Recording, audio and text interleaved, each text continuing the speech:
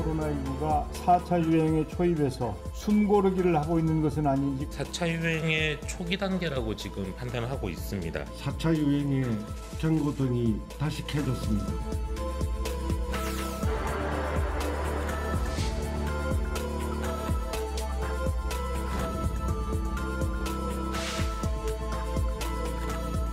(4차) 유행으로 가느냐, 안정세로 가느냐 갈림길에 서 있습니다.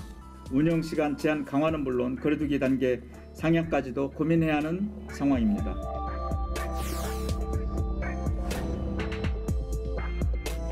전문가들이 나와서 항상 많이 드리는 말씀이 앞으로 2주가 위기입니다. 2주만 더 참아주세요. 이런 말씀을 너무 많이 들어서 저는 제가 스스로가 양치기 소년이라고 생각을 하거든요.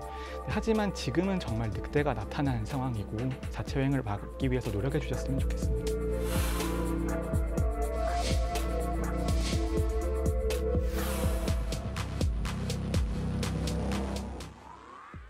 자, 이어서 코로나 상황 조금 더 자세히 들여다보겠습니다. 김성환 시사평론가, KBS 재난미디어센터 김용준 기자 나왔습니다. 안녕하십니까? 안녕하세요. 네, 안녕하세요. 자, 신규 확진자 수가 다시 700명대로 올라섰습니다. 4차 유행 현실화됐다, 이미 됐다라고 얘기하는 사람들도 있는데 우려가 깊어요. 그렇습니다. 우리가 그 3번의 대유행을 겪었잖아요. 하루 확진자 지금 1000명 넘는 거는 순간입니다. 지금 두 가지를 좀 주목해야 되는 게요. 하나는 이제 감염 경로를 알 수 없는 비율하고요. 그다음에 감염 재생산 지수, 한 사람이 감염을 퍼뜨리는 그 지수요. 이미 그 감염 경로를 알 수 없는 지수는 30%를 육박했고, 그다음에 감염 재생산 지수도 1을 넘어선 상태입니다. 굉장히 그 특단의 조치가 좀 필요한 시점이 아닌가 싶습니다. 특히 요즘 보면 이제 아이들 학교 보내는 부모님들 걱정이 크실 텐데, 경기도 성남에서는 교사가 노래방에 갔다가 확진 판정을 받았어요? 그러니까 개학을 한 이후에 3월 이후로 따지면은 교직원하고 학생 확진자가 1,900명이나 된다고 합니다. 왜 그렇게 많이 늘어났는지 말씀하셨던 것처럼 성남 사례가 그 사례가 될 것 같은데요. 성남의 한 초등학교 교사가 지난 2일 노래 연습장을 방문했다고 합니다. 그러니까 방문하고 이틀 뒤부터 목에서 증상이 나타나기 시작해서 검사를 받았더니 양성 판정을 받았다고 하는 건데요. 그러니까 그 사이에 학생들하고 아마 접촉이 있었을 것으로 추정이 됩니다. 학교 측이 교직원하고 전교생들에 대해서 전수조사를 해봤더니 2학년하고 5학년 학생 15명이 지금 추가로 확진 판정을 받았습니다. 그러니까 학생들 사이에서 식사를 하거나 이런 과정에서 아마 전파가 이루어졌을 가능성이 있다, 이렇게 방역당국이 보고 있습니다. 학교, 학원 이런 부분에 지금 관심이 많은데, 대전에서는 또 보습학원 강사를 통해서 감염이 확산이 됐고, 대전시에서는 CCTV를 공개하면서 마스크 착용을 또 당부했다죠? 사실 그 학교 기관에 있는 CCTV를 공개하는 게 그것도 지자체가 상당히 좀 드문 일이거든요. 근데 화면을 함께 보시면은 학생들이 그 복도를 이렇게 꽉 채우고 있습니다. 그런데 그 턱 부분을 보시면은 이게 일명 우리가 턱스크라고 하잖아요. 코를 가리지 않고 턱에 걸치는 식으로. 저 상태에서 굉장히 밀접한 상태로 학생들이 함께 부대끼면서 이동을 하고 어깨 동무를 하고 무리지어 다니고 있는데, 이 학교에서만 수십 명의 확진자가 나왔다고 하고요. 인근에 있는 다른 학교에서도 마찬가지였다고 합니다. 대전시는 이런 그 사진과 영상을 좀 공개하면서 경각심을 갖자고 지금 요청을 하고 있습니다.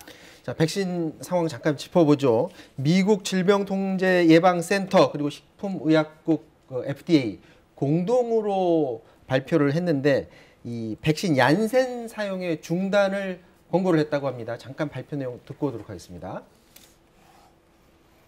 We're recommending a pause in the use of the J&J COVID-19 vaccine in order to prepare the healthcare system to recognize and treat patients appropriately.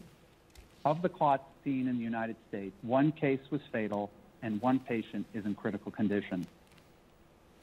자, 얀센 백신 같은 경우 이전에도 소개를 해드렸었는데, 이건 아스트라제네카처럼 2번 맞는 게 아니라 1번 맞는 거다라고 해서 사람들이 관심들이 굉장히 많았었는데, 중단 권고 나온 이유가 어디에 있죠? 그러니까 그 미국 질병통제예방센터하고 미국에 있는 식품의약국이 공동으로 그 발표를 한 게 있습니다. 그 접종 중단을 권고하는 공동 성명을 낸 건데요. 그러니까 얀센 백신 접종자에게서 이런 표현을 썼습니다.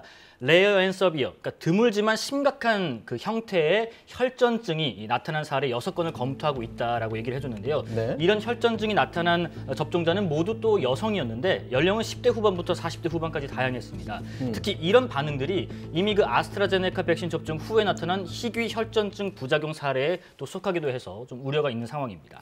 자, 이게 그러니까 아스트라제네카랑 똑같은 방식으로 하겠네요. 일단은 중단을 한 다음에 네. 원인을 찾고 큰 문제가 없다라고 생각이 되면 다시 접종하는 쪽으로 이렇게 유도를 하겠다는 겁니까? 예, 그 절차를 밟을 것으로 보이는데 오늘은 일단 얀센 백신 도입을 기존 계획대로는 가겠다는 입장이에요. 우리가 지금 2분기부터 600만 명 분이 들어와야 되는데 그 계획은 기존대로 가는데 말씀하신 것처럼 지속적으로 모니터링하고 이 미국 이 당국의 어떤 이런 부분도 좀 살펴보면서 아스트라제네카 백신의 논란과 똑같은 식으로 우리가 조치를 좀 취하겠다는 입장입니다.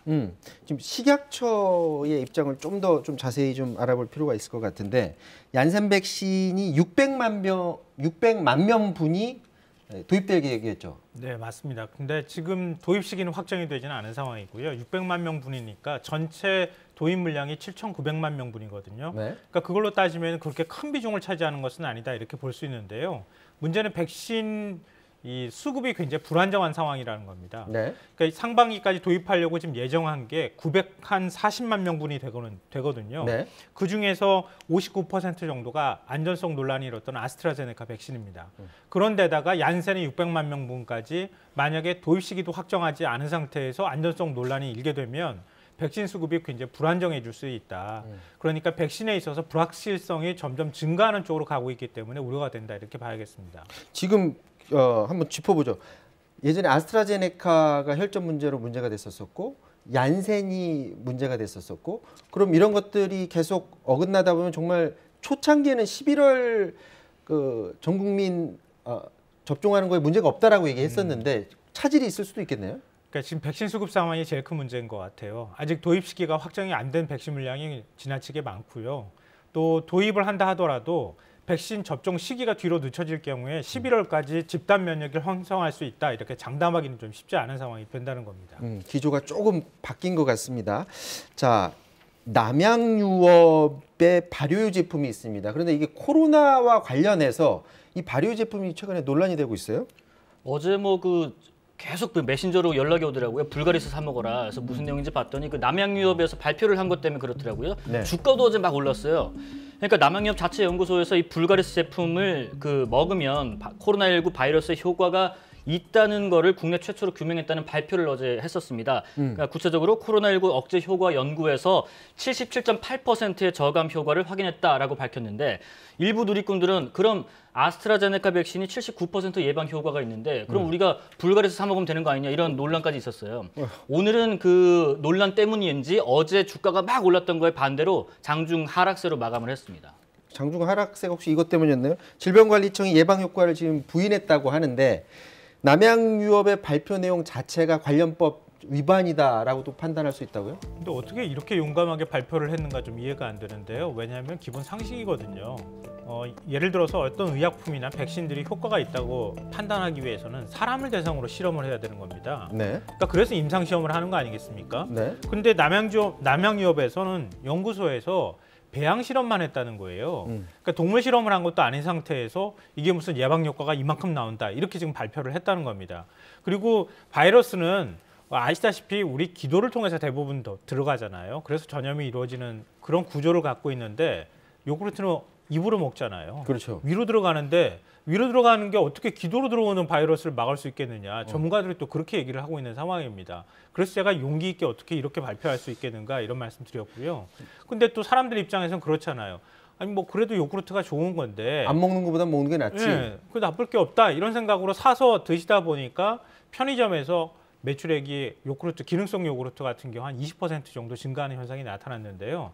자본시장법을 보면 이렇게 투자자들을 현혹시킬 수 있는 정보를 유포시켜서 재산상 이득을 얻는 목적으로 뭔가를 하게 될 경우에 그럴 경우는 법 위반이 될 수 있도록 돼 있습니다. 그러니까 이번 사안 같은 경우에 명백하게 만약에 이게 허위다 이런 사실이 확인이 되면 법 위반이 될 수도 있다는 얘기입니다. 당시에 이제 발표를 정확히 어떻게 했는지는 모르겠지만 지금 언론을 통해 알려지는 것만 그냥 듣게 된다면 분명히 저런 뉴스만 듣게 되면 시민들 혼란을 가중시키는 일일 텐데 앞서 말씀하신 것처럼 임상시험 단계에 들어갔다라고 나온 뉴스도 굉장히 많이 봤거든요. 근데 들어갔는데도 불구하고 최종적으로 결론에서는 실패한 경우도 우리가 주위에서 많이 봐왔기 때문에 이런 뉴스를 접할 때 시청자분들도 그런 점 좀 유의해서 좀 들어야 될 것 같습니다. 지금까지 코로나 상황 알아봤습니다.